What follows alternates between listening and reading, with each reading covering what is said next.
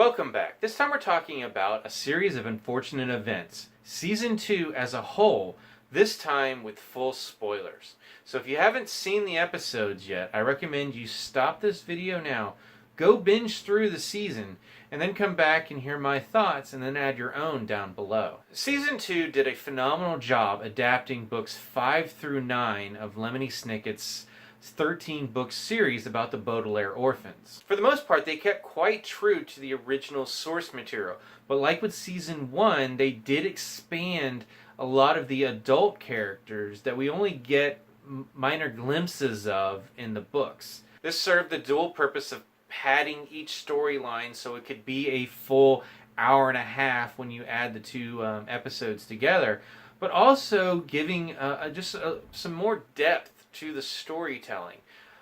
In the first season, they did this to great effect by trying to fool the audience into thinking that the Baudelaire parents were still alive. And even as someone who read the book and again wasn't sure how far they were going to deviate from the books themselves, it was still a shock when it revealed that they were actually the Quagmire parents. In the second season, they once again used this to great effect, culminating in the tragedy that occurs in the final episode, when Olivia is devoured by lions. This is one of those cases where they made a pretty significant change from the source material. First off, Olivia is not a character in the books. She was created for the series. And the Lulu, or the fake Lulu that we meet in the books, is a completely different character. And honestly, a pretty unreliable one. And kind of annoying from what I remember. So when she died, it was upsetting but not tragic.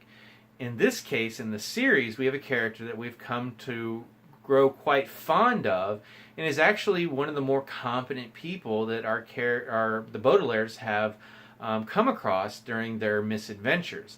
So for her to die in one of the more horrible ways of any character so far, it was brutal.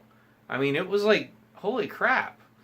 And it was doubly so for me because, as I said, it's been several years since I've read the books. And I had misremembered which character was which and thought that this Lulu character was someone else that we're going to ultimately meet later on. And presumably it was the character we got to see at the very end for a brief glimpse holding the sugar bowl. I said in my individual reviews, but this show continues to have wonderful set designers and costumers, and they just create this wonderful, absurdist world that feels connected from episode to episode to episode, even though we're always in something very unique, whether it's in a luxury penthouse, or a rundown hospital, or a weird, creepy town, or a carnival. It all feels like these places could coexist in this same world despite being so different and so odd individually. Building on that absurdist quality is the smattering of meta humor that they use.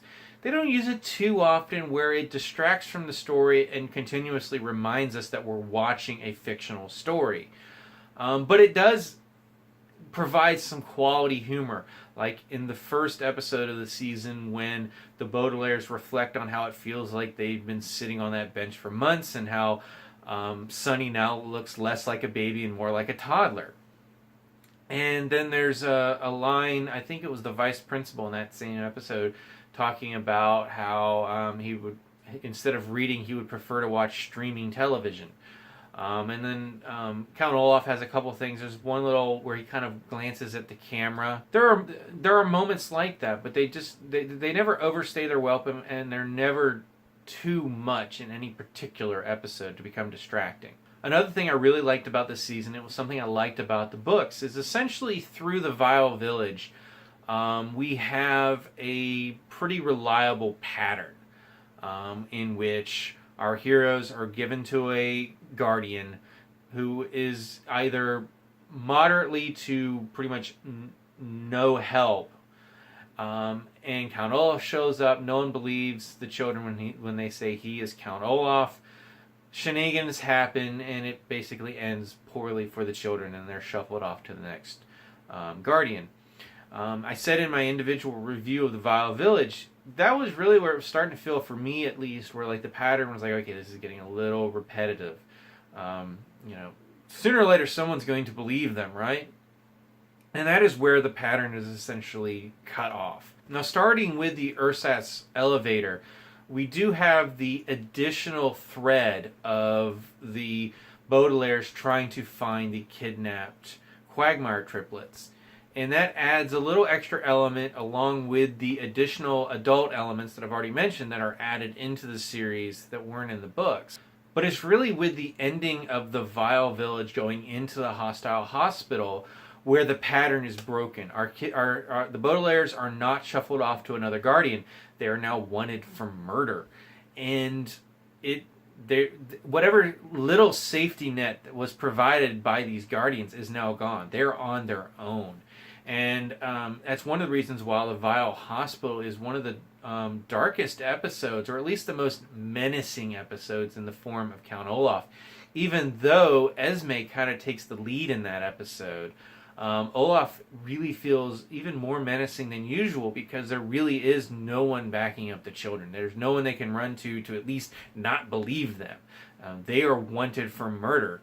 And that carries over into the carnivorous carnival, where our heroes now have to hide their identity because they're wanted criminals, while Count Olaf can essentially just wander about freely because everyone thinks he's dead. And what the show has done a good job of is, while they've added these adult elements and the extra storylines, they're not giving away the secrets really much faster than they were in the books. The Baudelaires don't even really find out that VFD is an organization until the ersatz elevator, and don't find what it means until near the end of their carnivorous carnival.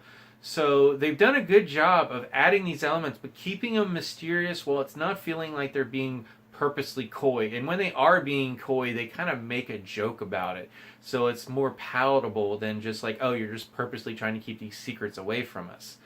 Because it's easier to keep the secrets away from the characters than it is the audience when you're giving us all this extra storyline. Cast-wise, the show is phenomenal. The children are great. The one-off characters are all solid. It was genius casting, bringing in Nathan Fillion to be Jack Snicket.